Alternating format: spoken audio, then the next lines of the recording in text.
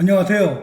땅의 길을 알려주는 남자 땅해입니다. 이번 영상에서는 현 시점에 우리나라가 처한 저출생과 고령화 문제에 따른 생산 연령 인구의 감소로 인하여 경제 산업 분야에 있어 저성장으로 진입할 수밖에 없는 이유와 사람들의 생활 패턴, 트렌드가 변하면서 전국적으로 상가, 오피스텔, 지식산업센터, 아파트, 주택 등 부동산 시장이 왜 지금 이 시점에 침체 하락할 수밖에 없는지, 그 중에서도 특히 인천, 평택, 포항 그리고 각 지방의 공실률이 심각한 이유는 무엇이며, 또한 그와는 반대로 용인 지역의 부동산, 특히 토지가 급등할 수밖에 없는 이유는 무엇인지에 대해 알아보는 시간을 갖도록 하겠습니다.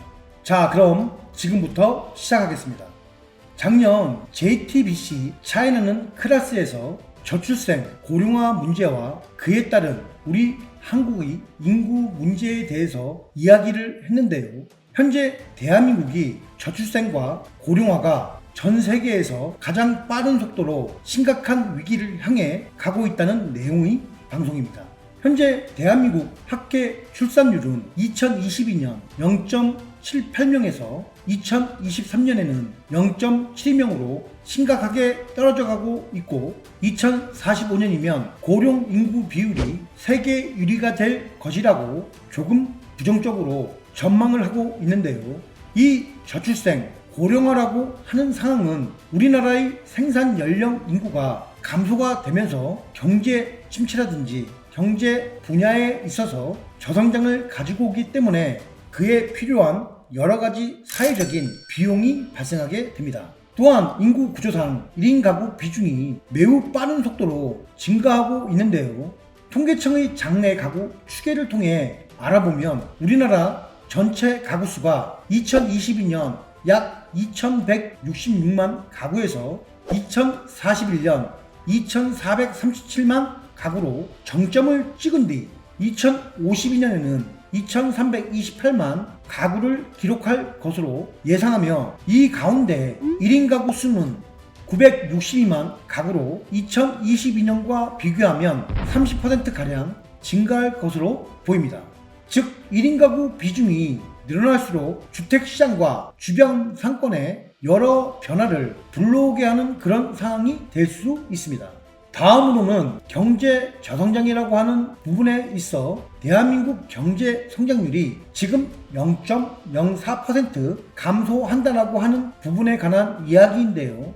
고령 인구 1%가 증가할 때 1인당 실질 GDP가 0.04% 감소한다라고 합니다. 그리고 국회 예산 정책처에서도 우리나라 잠재 GDP 성장률이 2030년까지 2.3% 지속해서 감소할 것이다라고 전망을 하고 있는데요. 이러한 내용은 뭐랄까, 지역 내에서 양극화가 심해지거나 노후화, 쇠퇴화라고 하는 악순환에 빠질 수밖에 없는 그런 조금 부정적인 전망들을 내놓고 있다는 것입니다. 그리고 실제 경기도 인구는 2년 전에 비해 약 10만 명 이상이 늘어났는데요. 그 이유는 사람들이 서울의 비싼 집값을 피해 경기도로 이동했다는 것과 거기에 기업체 이전도 한몫했다는 것입니다. 하지만 문제는 이렇게 많은 사람들이 경기도로 이동했음에도 경기도의 미분양은 심각한 상태이며, 특히 지방의 미분양 상황은 더더욱 심각하다는 사실인데요. 차트를 보시면 좀 더 세부적인 내용을 알 수 있습니다. 대구와 경기도에 미분양이 많다는 것을 알 수 있고요. 경기도에서도 평택, 안성 이런 곳들이 많으며, 지방으로는 충남, 아산을 중심으로 미분양이 좀 있고, 경북의 김천 이런 쪽에 미분양이 늘고 있다는 것입니다. 그럼 왜 이런 일들이 발생했을까 하는 부분인데요. 그 이유는 2019년, 20년, 21년에 초저금리 기조의 아주 싼 이자로 인해 돈의 가치가 하락하고 부동산의 가격이 오르다 보니, 이런 초저금리 시기에 아파트, 빌딩, 오피스텔, 지식산업센터, 상가 등 부동산을 사면 무조건 오른다는 인식이 생기기 시작하면서 많은 건설사들이 고분양으로 사업을 시작했고, 실제로 사업이 잘 됐습니다. 물론 물가 상승과 환율, 그리고 건축 자재비 상승도 있지만 주된 이유는 노무현 정부 시기 국토의 균형 발전을 목적으로 기업도시, 혁신도시 개발로 인하여 전국적으로 토지 가격이 상승한 원인이 첫 번째 이유이고, 두 번째 이유는 문재인 정부 시기 집값을 잡겠다는 목적으로 김현미 국토부 장관이 내놓은 25번의 부동산 대책이 실패하면서 풍선 효과로 인해 비강남 지역과 수도권 지역을 중심으로 집값이 상승했으며 전국적으로 확대가 되었다는 부분입니다. 더불어 코로나 팬데믹으로 인하여 저금리 기조와 유동성 확대로 결국 모든 지역의 집값과 부동산이 의아할 정도로 상승했다는 것인데요. 그러다 보니 자연스럽게 2030 청년층에서 지금 아니면 내 집 마련의 기회는 더 없다는 인식과 함께 무리해서 주택을 매입하고 경제적으로 안정권에 들어선 4050 세대는 재테크 수단으로 갭투자를 함으로 인해 일시적인 투자 수요가 증가하게 됐다는 것입니다. 그리고 이러한 투자로 인하여 당시 고점에서 대출을 안고 주택을 매입한 영끌 2030 세대와 갭투자를 한 4050 세대는 현재 고금리와 경제 불황을 견디지 못하고 무너지고 있다는 것인데요. 부동산 구입으로 인해 주거에 들어가는 비용이 너무 과도해지면서 대출 이자는 내려가질 않고 빚은 점점 더 쌓이기만 하는 현 상황에 주거에 관한 큰 지출로 인해 다른 소비에 쓸 자금이 부족해졌다는 것입니다. 또한 코로나 팬데믹으로 인한 사람들의 소비 패턴과 트렌드의 변화도 영향을 주었는데요. 기존 오프라인 소비에서 인터넷과 스마트폰의 일상화로 인하여 온라인 쇼핑, 간편한 결제, 빠른 배송에 따라 사람들의 소비 패턴이 오프라인보다는 온라인으로 빠르게 전환되었다는 것입니다. 거기에 대형마트와 백화점 또한 이커머스 활성화로 인해 오프라인 매출이 감소하다 보니 자연스럽게 폐점할 수밖에 없다는 것인데요. 부산의 현대와 NC백화점 등 다수 지역의 백화점과 홈플러스 해운대점, 서면점 등 5년 내 문을 닫은 전국 대형마트는 총 35곳에 달한다는 것입니다. 즉 우리나라의 인구 감소와 고령화로 인하여 소비 형태가 변화되면서 지방의 경우 폐업 점포가 집중되고 있고, 이로 인한 서울 수도권과 지방 간의 양극화는 더욱 심해질 수밖에 없습니다. 점포의 폐점으로 인해 일자리는 감소하게 되고 지역 상권 침체에는 가속화가 붙을 수밖에 없다는 것입니다. 여기에 기존 우리나라의 주력 수출품인 철강과 관련된 지역의 상권은 상황이 더 심각한데요. 위 기사 내용에서 보듯 공장 문 닫고 사람 줄이고 위기 깊어지는 KL 철강이라는 제목과 같이 포항 같은 경우를 보시면 최근 45년 동안 가동했던 1선제 공장을 폐쇄했다고 합니다. 현대제철 역시 포항 이 공장의 운영을 중지 폐쇄하고 포스코는 규모를 축소하고 현재 희망퇴직까지 받고 있는 중입니다. 또 여기에 현대제철 인천 공장은 공장 설비 노후화로 경쟁력이 떨어져 폐쇄에 대한 위기감이 크다는 것인데요. 이와 관련된 인천 남동공단의 경우를 보시면 329개 정도의 중소기업이 휴 폐업을 했으며 그로 인하여 물류창고는 비어가고 있다고 합니다. 이러다 보니 인천, 포항 등 어마어마한 노동력을 창출하고 있는 대기업이 있는 지역도 상권과 부동산에 좋지 않은 영향을 받게 된다는 것입니다. 그리고 몇 년 전까지 가격이 폭등했던 평택 지역 부동산 시장의 문제는 더 심각한데요. 위 화면에서 보듯 삼성 반도체가 위치한 지역은 예전에는 구릉지와 농지로 대부분 논밭이었습니다. 그런데 삼성이 들어오면서 이 지역 일대가 천지개벽이 되었는데요. 이렇게 대기업의 대규모 투자가 이루어지면 당연히 일자리가 생겨 고용이 증가하게 됩니다.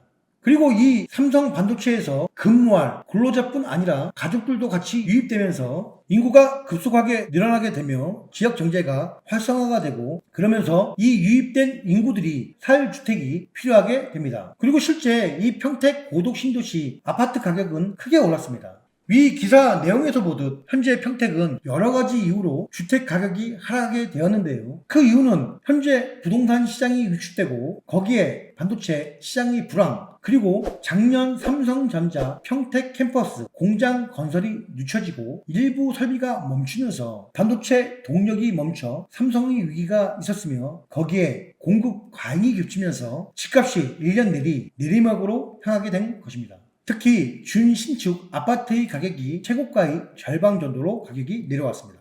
연도별로 평택 공급량을 보시면 10년 전인 2014년엔 1775가구가 입주했고요. 그로부터 3년 뒤 2017년부터 1만 가구가 넘게 입주, 그리고 2019년에는 1만 6,800가구가 넘게 입주를 했습니다. 거기에 2020년부터 24년까지 5년 동안 무려 3만 5천 가구 이상 공급했는데 2025년 올해부터 2027년까지 약 3만 가구 정도가 추가로 입주할 예정입니다. 점점 더 공급 물량이 기하급수적으로 늘어나고 있다는 것입니다. 이런 이유로 지금 평택은 미분양의 무덤이라고 할 정도로 미분양이 많아지게 되었습니다. 다시 말해 수요를 초과하는 공급은 결국 아파트 가격 하락 압력을 가중시키는 요인이 되는 것입니다. 지금까지 저출생, 고령화에 따른 인구 감소와 사람들의 소비 패턴, 트렌드의 변화, 그리고 각 지역의 산업 하락으로 인한 상권과 부동산에 대해 간략하게 알아보았는데요. 여기서 땅에가 이야기하고 싶은 내용들은 모든 부동산은 수요 공급에 의해 가격이 결정된다는 것입니다. 하지만 인구 감소와 경제 환경의 변화로 인해 앞으로 경기가 좋아져도 양극화 심화로 모든 부동산 가격이 상승하지는 않는다는 것입니다.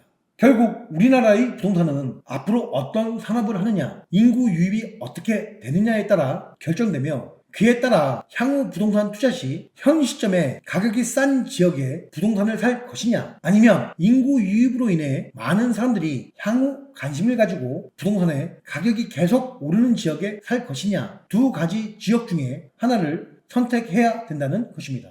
이에 따라 현재 땅 위에는 SK하이닉스와 삼성 시스템 반도체가 위치한 용인지역 부동산을 보고 있다는 사실인데요. 하지만 용인지역 또한 모든 부동산이 상승하는 것은 아니며 각 지역에 맞는 개발로 인해 투자 포인트는 정해져 있다는 것입니다. 용인시에 대해 더 자세히 알아보면 용인시는 경기도 남부권에 위치하는데요. 그 중에서도 다른 도시들과 비교했을 때 비교적 중간에 위치합니다. 그러다 보니 부천이라든지 광명, 안양, 과천, 성남, 하남 이런 도시들보다는 서울과의 접근성이 좀 떨어졌습니다. 하지만 이번에 개통한 서울 세종 고속도로로 인해 서울과의 접근성이 상당히 좋아졌다는 것입니다. 또한 용인시는 총 3개의 구로 구성이 되어 있으며 현재 인구수는 2025년 2월 말 기준 108만 8,527명으로 이 중 기흥구가 44만, 수지구가 38만, 그리고 나머지 처인구에 27만 정도가 거주하고 있습니다. 기흥 수지 인구만 합해도 전체의 70%가 넘는 심각한 인구 집중 현상을 볼 수 있습니다. 용인시가 기흥 수지에만 인구가 집중된 이유에는 용인의 지형적 특성이 있는데요. 용인은 전체적으로 높은 산은 없지만 지대가 다 높다는 특징이 있습니다. 상대적으로 면적은 좁아도 평지가 잘 발달되어 있는 주변 도시인 수원이나 성남 등과 비교했을 때 개발 여건 자체가 좋은 건 아니었습니다. 하지만 수지구와 기흥구는 처인구에 비해 성남, 수원과 연계가 편해 2000년대 전후로 개발이 급속히 이루어진 것입니다. 처인구 지역은 준산지 지형이 대부분이다 보니 도로 교통망 형성과 개발이 쉽지 않은 지역으로 결과적으로 타 평지형 도시 대비 도로 등의 불편함으로 인해 도시 간의 연계가 용이하지 않는다는 한계를 가지고 있어 지금까지 개발이 더디게 되었다는 것입니다. 거기에 기존 용인 2035 도시기본 계획상에서 용인시 개발은 수지, 기흥, 용인역 기준의 경제도심과 용인시청 기준 행정도심에 속한 2도심 5지역 중심으로 개발을 계획했습니다. 그리고 이 계획에 따라 용인시 개발이 가능한 지역을 보시면 빨간색 지역은 기개발지, 초록 지역은 개발 불능지, 하늘색은 개발 억제지, 지금은 개발이 안 되는 지역이지만 앞으로 개발할 수 있는 지역이고, 노란색 개발 가능지는 현재 개발이 가능한 지역의 의미를 담고 있는데요. 이 계획은 SK하이닉스와 삼성 국가첨단 산업단지 개발 계획이 수립되기 전이며 새로운 계획들로 인해 기존 용인 2035 도시기본 계획을 전면 수정, 용인 2040 도시기본 계획을 준비하고 있습니다. 이 계획에 따라 용인시 인구는 향후 150만 명까지 늘어난다는 것입니다. 그리고 현재 용인시에서 이 산업단지로 인해 계획하고 있는 개발 지역들을 보시면 다음과 같은데요. 우선 반도체 관련 사업으로만 약 27,931세대가 공급될 예정입니다. 또한 LH가 진행하고 있는 용인 3개 지역 지구에서는 민간 임대주택 약 1만 3,976세대가 공급이 예정되어 있습니다. 또한 이와는 별개로 민간 공동주택 물량을 보면 위 화면에서 보듯 총 1만 6,624세대가 계획되어 있습니다. 그리고 이 공급 물량 외에 추가로 개발할 지역이 있는데 그 지역에 대한 힌트는 용인 2040 도시기본계획 내용에 있으며 이 내용을 알아야 용인시 투자 포인트를 잡을 수 있다는 것입니다. 현재 용인 2040 도시기본계획의 참고 자료는 용인시정연구원 전병혜 연구원의 2040 용인특례시 미래비전과 발전 전략에 관한 내용이니 참고하시기 바랍니다. 먼저 위 화면을 보시면 기존 2035 도시기본계획에서는 이 도심 수지 기흥을 경제도심과 용인시청 지역을 행정도시로 계획했지만 이번 용인 2040 도시기본계획 상에서는 1도심 용인시청을 중심으로 시민들의 생활 거점과 행정의 기능 중심을 강화하자는 전략과 이 중심지를 통해 주변에 있는 수지, 기흥,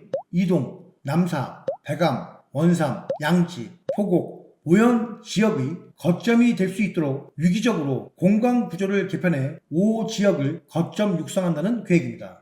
현재 용인시청이 위치한 구시가지 주변 지역을 보시면 기존의 시가지나 토지에 건축물 등이 많이 채워져 있지 않고 비어 있는데요. 위 계획에 따라 용인시청 구시가지 주변 지역에는 많은 가용 토지 자원이 있어 산지로 뻗어나가고 확장되는 그런 도시 모습이 아닌 용인시청을 중심으로 역삼, 역북 일대에 도시 중심을 강화하고 추 SK 하이닉스와 삼성 시스템 반도체와 관련하여 송문리 일대의 택지 및 신도시를 개발할 수밖에 없다는 것입니다. 그리고 이 중심 지역과 관련된 5개의 지역 개발은 다음과 같습니다.